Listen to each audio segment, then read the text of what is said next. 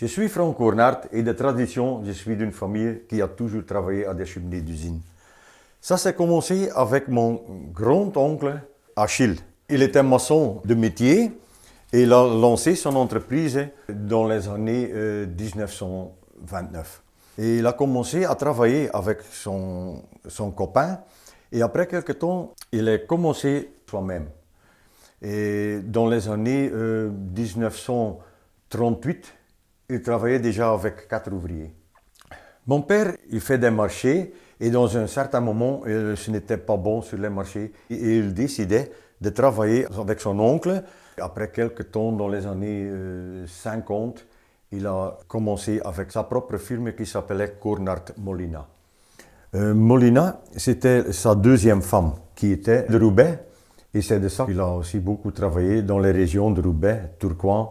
Mon père était connu dans les années 60 parce que ça c'était quelque chose de spécial, un homme qui travaille aux cheminées avec sa femme. Après que j'ai fini mes études, j'ai rencontré mon père et souvent pendant les vacances, je lui aidais aussi à travailler à la cheminée et c'est ça qui m'a pris, que moi aussi je voulais faire ce boulot. J'ai travaillé avec lui à peu près 3 ans ensemble avec Karine, Bianca et Roger qui étaient mon demi-frère et mes demi-sœurs. Après quelques temps, j'ai commencé mon propre firme dans l'année 75. Mon père a continué quelques années avec oncle Achille. Il y avait 3 firmes ici dans la région. C'était Cornart Albert Molina, et c'était Cornart Werner, et c'était Cornart Franck. Et ça, c'était tous les 3 de très grandes concurrentes. Si on avait fait que les autres constructeurs de cheminées d'usine, et on a pris notre intelligence et se mettre d'accord, on était peut-être maintenant une grande firme. On travaillait, chacun a ses travaux. Et moi, je ne pouvais pas travailler tout seul. Mon frère, du côté de ma mère, ça c'est Johnny. Il a travaillé à peu près 5 ans avec moi aux cheminées. Mais on a souvent des choses qui sont dangereuses. À un certain moment, il a dit non, j'ai aussi des enfants maintenant, je vais arrêter à travailler à la cheminée. Disons, après les années 80, j'étais à mon aise parce que mon oncle, il a ouvert un café à Courtrai et il était avec son café, il ne travaillait plus aux cheminées. Et mon père, il était concierge sur un château à Vlamertinghe. Souvent, il m'aide encore quand je l'avais besoin et j'avais un travail qui était un peu difficile. Il venait m'aider. Et on travaillait, disons, un peu ensemble, mais allez, pas tous les jours. Le café que mon oncle avait ouvert, ça ne tournait pas bien. Et il a recommencé aux cheminées. Mais lui, on pouvait bien s'arranger entre nous deux. Hein, parce qu'il y avait dans ces années beaucoup de travail aux cheminées d'usine. Et souvent, il me donnait une cheminée, ou moi je lui donnais une cheminée. Et ça s'est arrêté en 1994 à Koolskamp. Il est tombé à travers les plaques d'éternit de la toiture de la briqueterie.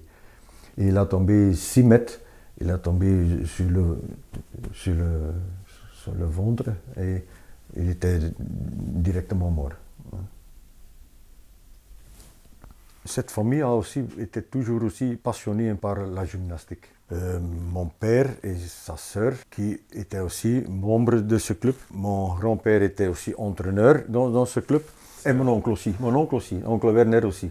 Lui aussi pouvait tout faire, des choses comme ça. C'est de ça aussi que vous voyez que mon père il est très baraqué. Oui. Mon père il disait toujours, moi je veux mourir à côté d'une cheminée. Il est mort. Il était mort à côté d'une cheminée. Ça, c'était à Bailleul. Nous étions en train de démolir une cheminée. Et c'est le monsieur avec le grue qui a pris un morceau de la cheminée. Il l'a tiré. Hein, mais ce morceau est tombé sur le sol et s'est explosé et lui, il a reçu un grand bloc sur lui. Et il était touché à la tête et on l'a apporté à la clinique, mais après quelques heures, il était mort. Il est décédé.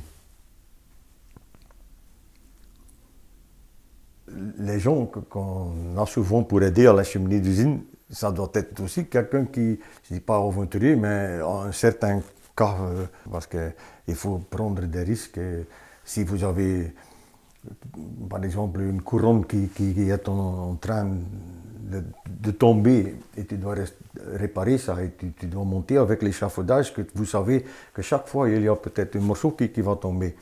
Et vous avez réussi à arranger ça. Eh bien, le soir, vous prenez un bon verre de vin pour soulager un peu le stress que vous avez eu. Hein. Bon, les années 80, je pense qu'on a démoli des centaines de cheminées. Hein. Ça, c'est aussi une cheminée ça sent dommage que c'est tout parti, ces belles cheminées. Hein. Ça, c'est ma femme, ici. Ça, c'est Kathleen. Elle aussi a toujours travaillé avec moi. Ici, vous le voyez aussi. Pendant le dynamitage d'une cheminée, et elle faisait les bâtons de dynamite. Ça, c'est la mère de Tom. J'ai aussi essayé que Tom il a aussi le sentiment de continuer notre firme. Il était toujours avec moi quand il avait le temps pour m'aider. Déjà, quand il était très jeune, il travaillait aussi déjà à la cheminée. Et ici, nous sommes tous les trois sur l'échafaudage. Henri, ça c'est Henri. Ça c'est le fils de Tom. Il était à peu près 8 ans. Bon, de temps en temps, on le prend avec et on l'apprend un peu de grimper, de se promener sur l'échafaudage. Nous on est très libre en travaillant à la cheminée. Oui, on arrive quand on veut, on part quand on veut. Et on n'est jamais contrôlé sur notre... C'est juste, on n'est jamais contrôlé sur notre métier. Ça, c'est un métier qui est très agréable. Hein. On est un peu ici, on est une fois ici, on est... Voilà. Et dans mon temps, c'était encore plus agréable. J'étais avec Marlotte là, et avec Marlotte là. Et tous les soirs, c'était plaisir. Hein. Ben, on peut peut-être pas dire ça.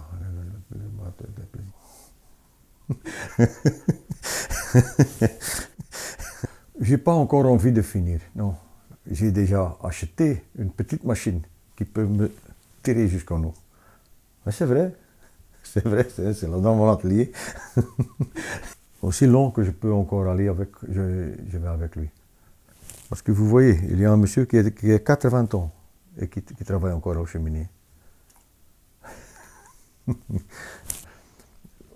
Dans le passé, on voulait que ça partait. Mais maintenant, on est content que ça reste. Quand moi, je descends une cheminée, je laisse tomber. Je dis jamais, je laisse tomber ou je casse la cheminée, ou je batte la cheminée. Je dis, moi, je mets dormir la cheminée. Parce que c'était toujours le cœur de l'usine. Elle a toujours le plus beaucoup travaillé. C'était elle qui était le plus important pour l'usine. Et après quelques temps, je dis, oui, bien, tu peux aller dormir. On ne veut pas être trop poétique. Hein.